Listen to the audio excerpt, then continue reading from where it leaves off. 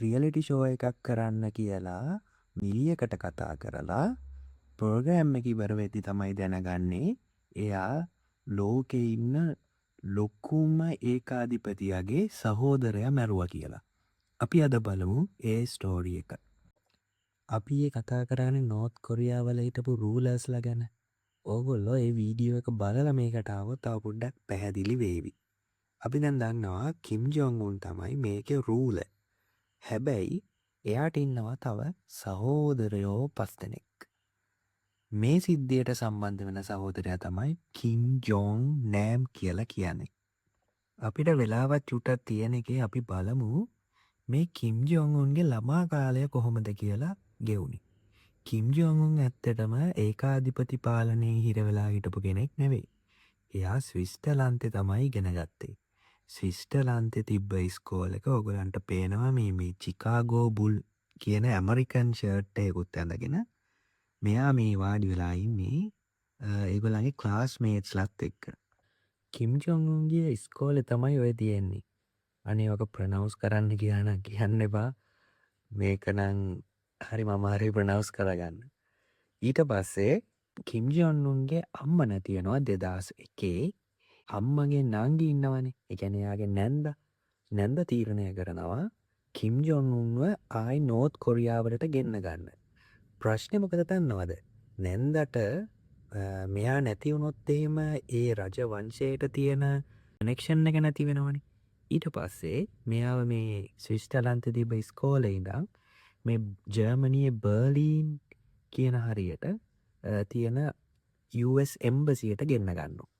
ඊට පස්සේ මේගොල්ලෝ කෙලින්ම ආයිදානවා ලොකුම සතුරා යුනයිටඩ් ස්ටේට් වලට ගිහිල්ලා එතනින් ඒගොල්ලෝ නැවත යනවා නෝර්ත් කොරියාවලට. යුනයිටඩ් ස්ටේට් ආයි ඒගොල්ලන්ව යව්වේ කියලා කාට හරි ප්‍රශ්නයක් ඇති. හැබැයි ඒක මම හිතන්නේ ඉතින් එයා තාම පොඩි එක්කෙනෙක් නිසා එහෙම ලොකුවට ඒගොල්ලෝ හිතන්නේ නැතුව ඇති. රජකමත් අරගෙන ආතල්ලකේ ඉන්න කිම් ජොන් උන්ට පොඩි හෙනවුරෙක් පාත් වෙනවා. ඒ හෙනවුරා තමයි එයාගේ හාෆ් බ්‍රදර් කෙනෙක් වෙච්ච කිම් ජොන් නම්. ඒ කියන්නේ කිම් ජොන් උන්ගේ අම්මගේ නෙවෙයි වෙන එක්කෙනෙක්ගේ තමයි මේ කිම් ජොන් නෑම්. කිම් ජොන් නෑම් කිව්වා අනේ ඉතින් මට නම් ඔය රජකමත් එපා. මට ඔය ඒවා මේවා වැඩක් නෑ. මම ඉන්නවා අතල්ලගේ කියලා. එයා චීනේ තමයි ගොඩක් දවස් එයාගේ ජීවිතේ ගෙවුනේ. හැබැයි මේගොල්ලෝ දැනගන්නවා මේ චීනේ ඉන්න කිම් ජොන් නෑම් CIA එකත් එක්ක පොඩ්ඩක් එකට වැඩ කරනවා කියලා ඇමරිකාවේ. ඒ කියන්නේ මේගොල්ලන්ගේ රහස් ඩික්ටේටර්ෂිප් එකේ එක මිනිස්සු දැනගන්න ඕනේ නැති දේවල් දැනගන්නවා කියලා කිම් ජොන් උන්ට පොඩි පණිවිඩයක් යනවා. මෙයා පොඩ්ඩක් අර සෙලිබ්‍රිටි කෙනෙක් වගේ තමයි හිටියේ ඒ කාලේ චීනේ. මෙයා රටරට අලලා යනවා එක එක අය හම්බෙනවා. මෙයා යන හැම තැනම මේ මිනිස්සු කැමරා අරගෙන ගිහිල්ලා මෙයාව රෙකෝඩ් කරනවා. මොකද මෙයා ඉතින් කිම් ජොන් උන්ගේ සහෝදරයනේ. අපි දැන් එමු අපේ කතා නායිකාව පැත්තට.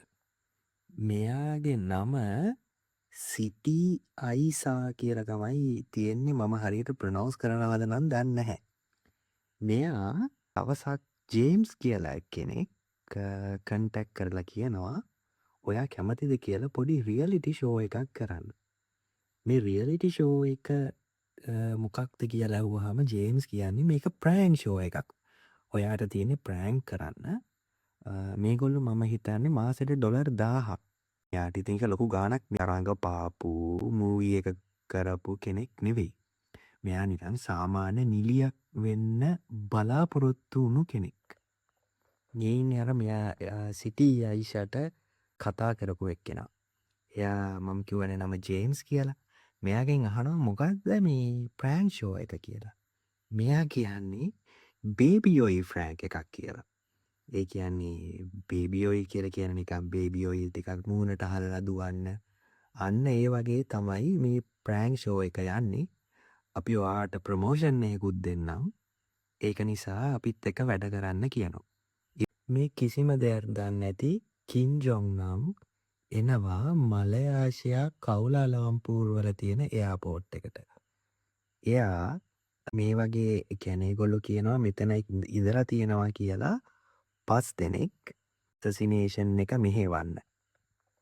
අයිෂට එදා කියනවා ඔයාට අද අපි ප්‍රෝග්‍රෑම් එක ලෑස්ති කරලා තියෙන්නේ දැන් මේ පළවෙනි ෂූටින් එක මේක හිඩන් කැමරා ෂෝ එකක්. මේක කැමරා ඔයාට පේන්නේ නෑ අපි කැමරා සෙටප් කරලා තියෙන්නේ.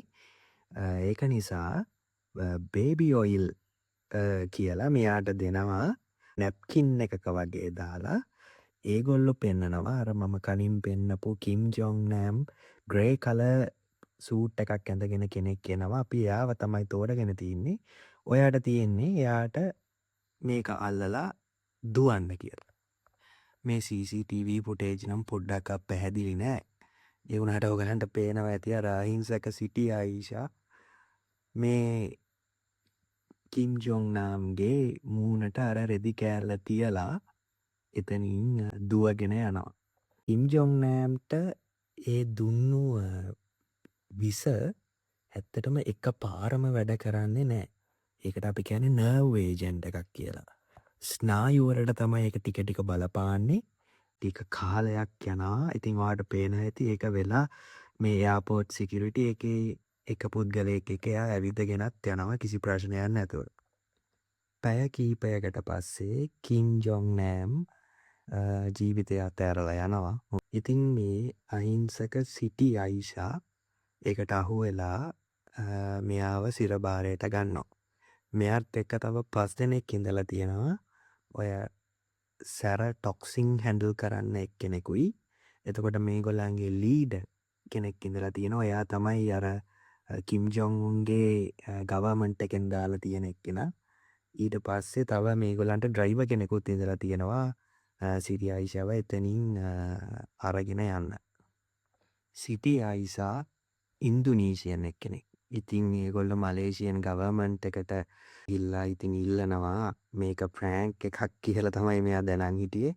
හැබැයි එයා කවදාවත් හිතුවේ නෑ ඒක පර්ල් එකේ ලොකුම ඩික්ටේටර්ගේ සහෝදරයෙක් කියලා. ඉතින් එයා නොදැන කරපු මේ වරදට සමාව දෙන්න කියලා.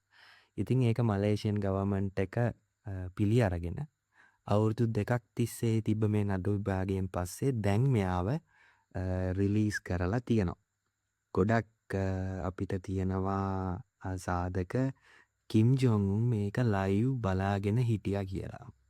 ඇත්තටම හිඩන් කැමරා තිබ්බ කියලා ගොඩක් අය මත පල කරනවා. නමුත් ඒ ගැන ලොකු සාක්ෂියක් නෑ. අර CCTV ෆුටේජස් ඇරෙන්න. මේ කතාවෙන් අපිට හොඳ ආදර්ශයක් ගන්න පුළුවන් අලුත් නිලියොන්ට. මේක නිලියෝ බලනවා නම් ඕගොල්ලන්ට ප්‍රෑන්ක් ෂෝ එකකට කතා කරාම යන්න එපා. කොහෙන් අතර වෙයිද දන්නේ නැහැ. නෝර්ත් කොරියා ගැන කතා කරන තව ගොඩක් දේවල් තියෙනවා. අපි ඒවා ඊළඟ වීඩියෝ එකේදී කතා කරමු. එහෙනම් ජය වේවා.